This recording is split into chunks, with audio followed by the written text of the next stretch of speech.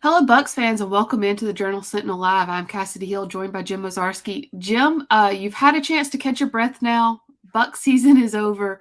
When you just kind of look back over the season, of course, a second round exit to the Boston Celtics, who are currently, I think, down 2-1 to the Miami Heat. But just what is your initial reaction at the Bucks exit in the second round? Is that kind of what you figured would be the ceiling this year, or did you think this team was going to go all the way?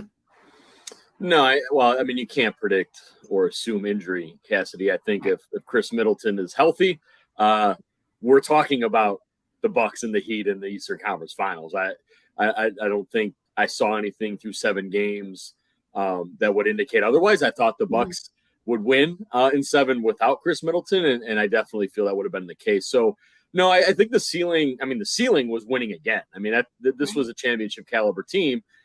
They just happened to be missing their second best player and ran into a very solid, 1 through 8 defensive team that made their shots against the Bucks. And the Bucks, frankly, their supporting players did not do that. So, I would imagine if you're the Bucks, front office coaches, you're probably a little disappointed. You feel you had the team to get back.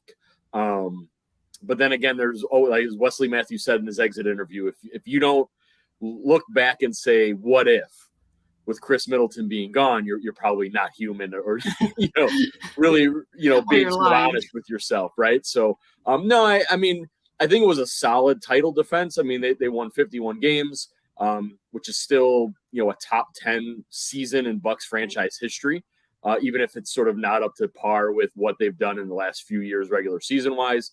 Some very good individual performances. So, yeah, I think it was a strong title defense, if you will, if not a little unfulfilling due to the injury to Chris Middleton. As you said, now they look on how to get back. There's a decent chance some of this team will not be together again next year. What are your 3 biggest, I guess, points of emphasis this offseason, things to watch for Bucks fans? And I know you've got something coming out this week as well that they can be on the lookout for. Yeah, over at jsonline.com, we'll have the off-season primer that sort of runs through salary cap, extension possibilities, player options, who's under contract, who's not, all that stuff.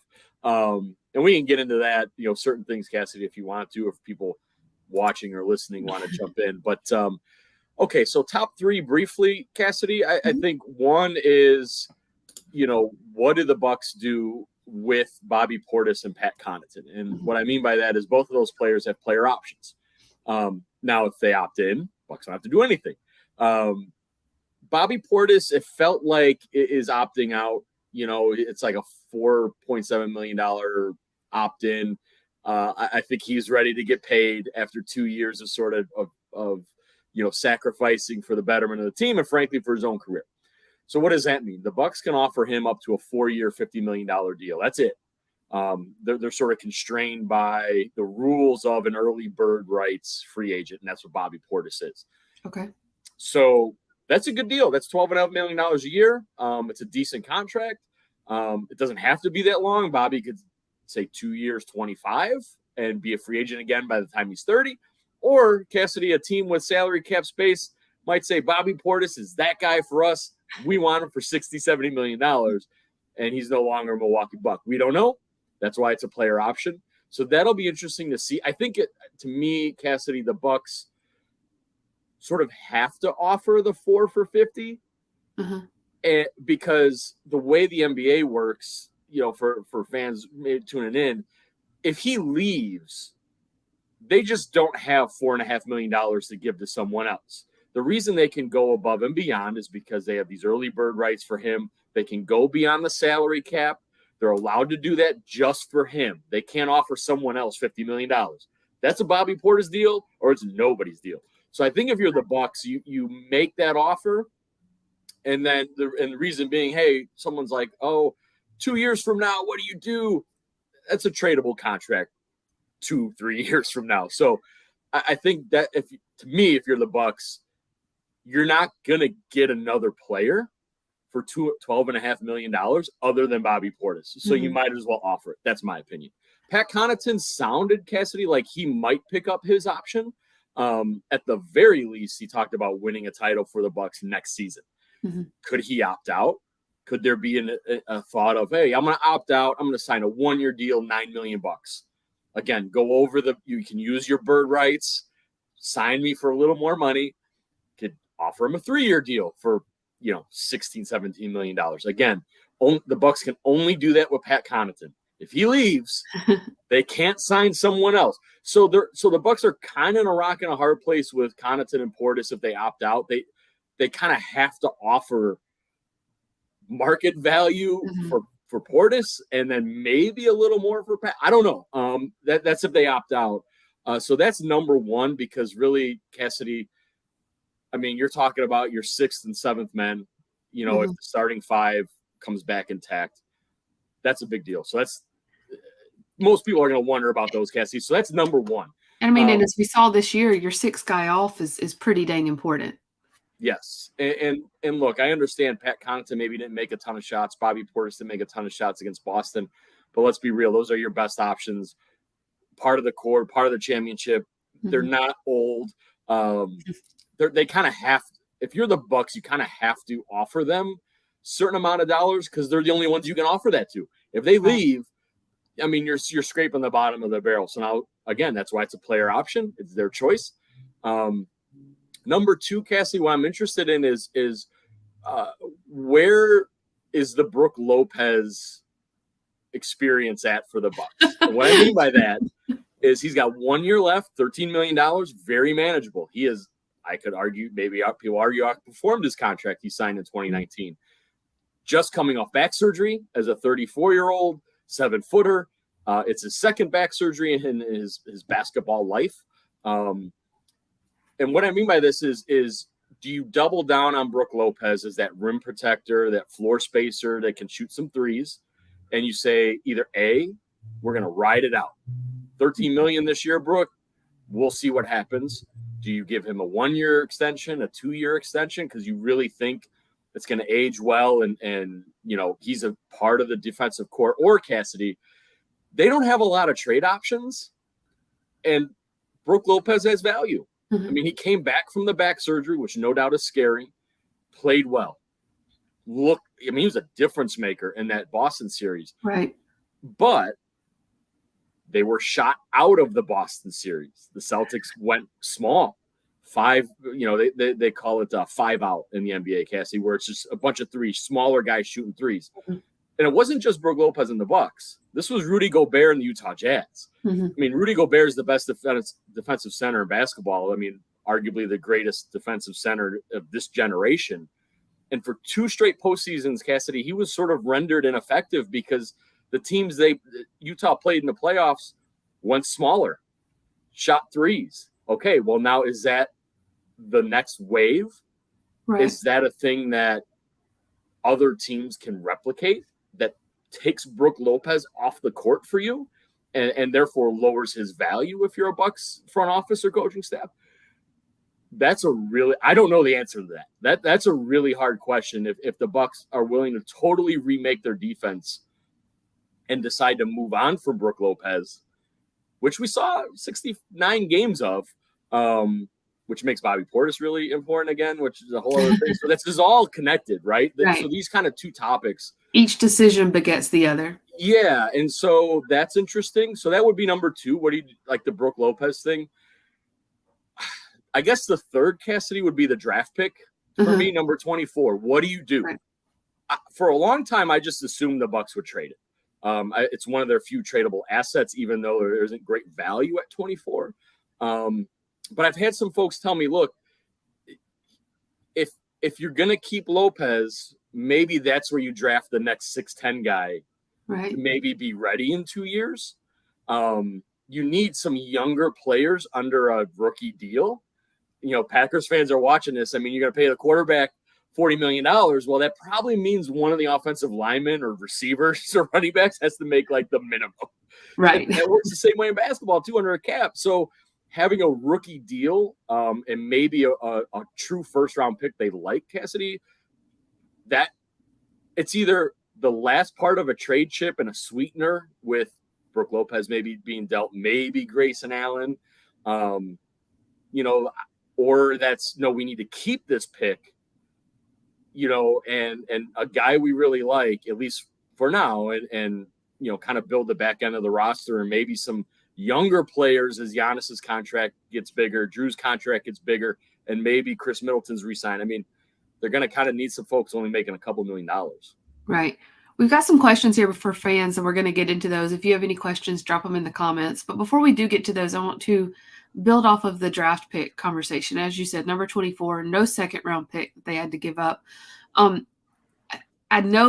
feel like I know the answer to this question, but I'm going to ask it anyways, just because I've seen it brought up on social media enough now that I think fans are talking themselves into it.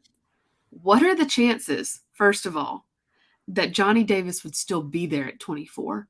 And second of all, that's much different from what you're saying they sort of need. He's not an inside guy. He's going to go towards more of that smaller lineup, that outside shooter. Yeah, it's interesting. So I'll do the second part of that question first. What they need at 24, it's really who's left that you like the best. I mean, the true difference makers are gone, in terms of that first year. I mean, maybe now I know someone's shouting at me like there's Jimmy Butler, Draymond Green was a second-round pick, Milwaukee's own Jordan Poole. Now, he wasn't an immediate difference maker, but he's developed into one here for the Warriors. At that point, I mean, the 3-and-D wing, Cassie, like every team needs that. If you get like a 6'6" to 6'8" guy who can shoot threes and defend out there, like, sure. At 6, and Grant Williams is a different kind of big. Kevon Looney's a different kind of big at 6'8" out in Golden State, again, a Milwaukee native. So at that point, it's I think if you're the Bucks and you're not going to extend Brook Lopez or Bobby Portis escapes, I think you're in need of a bigger body, and they're not really going to know that until after the draft. I mean, unless they just sort of get a great feel on Portis, or they kind of make a decision before, they can't execute any moves. But now go to the Badgers and Johnny Davis. I don't think he'll be there at 24. I mean, I think there's still potential in his game. I don't think he's like that senior that a team is looking at him and saying that's his ceiling, or maybe he can only improve a little bit. I don't know, but that's me personally. I don't have a wide net of thoughts of where a guy like that could fall. But most mock drafts I see, for whatever it's worth, tend to have him, if not in the lottery, like middle of the first round, and it just feels like 24 might be a little late for Johnny Davis.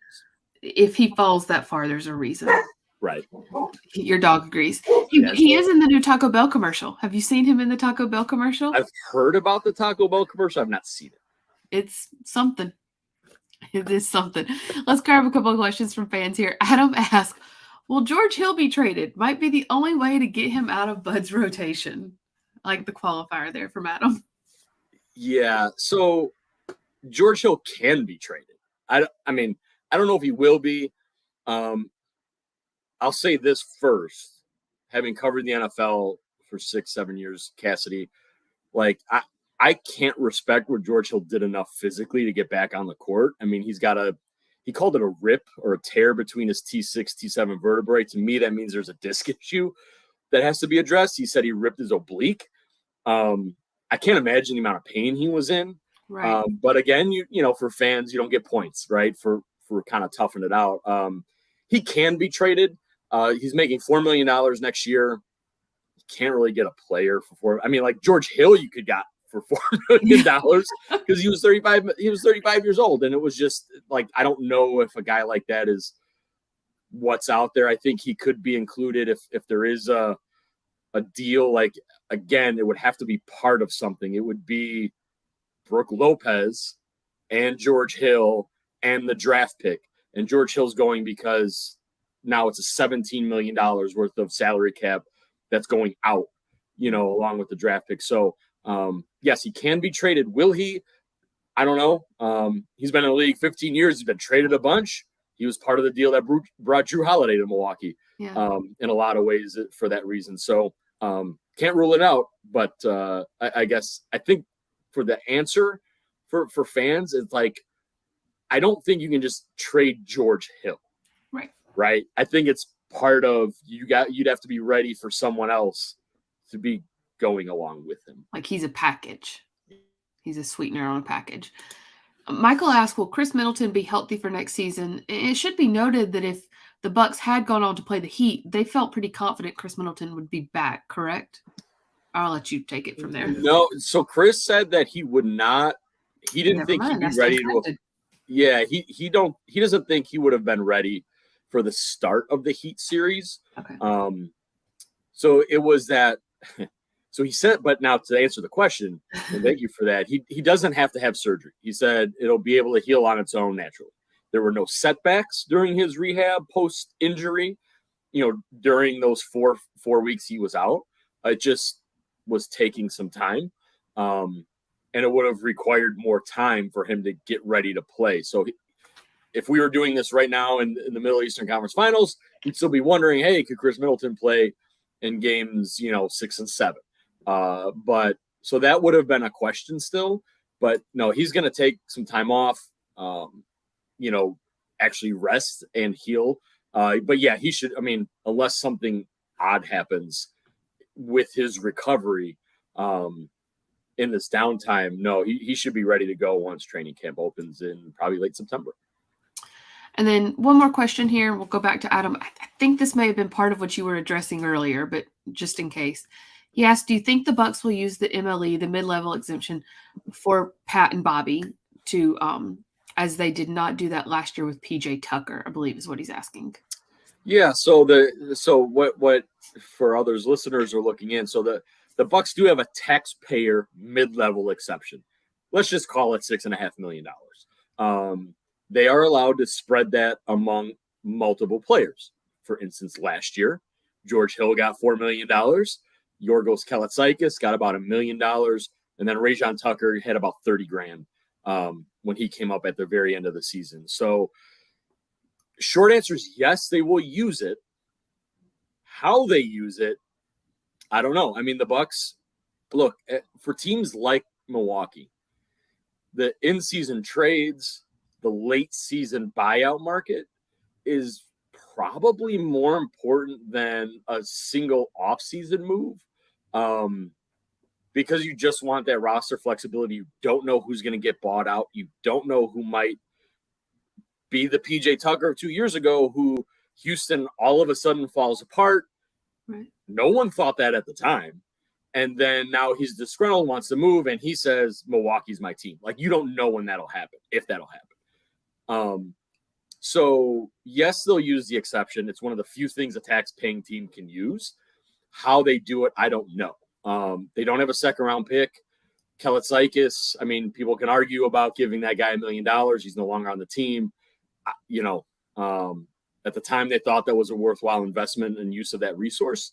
Now, for Pat or Bobby, I think you don't need to use it for those guys. Like Pat, maybe because he could be but you have bird rights. Like, you're allowed to go, I think it's like 175% of the cap with 8% raises. Like, I don't think you need it for those guys. This would be if you're somehow packaging some guys or trying to, sign, trade, whatever it may be, like using it in that fashion.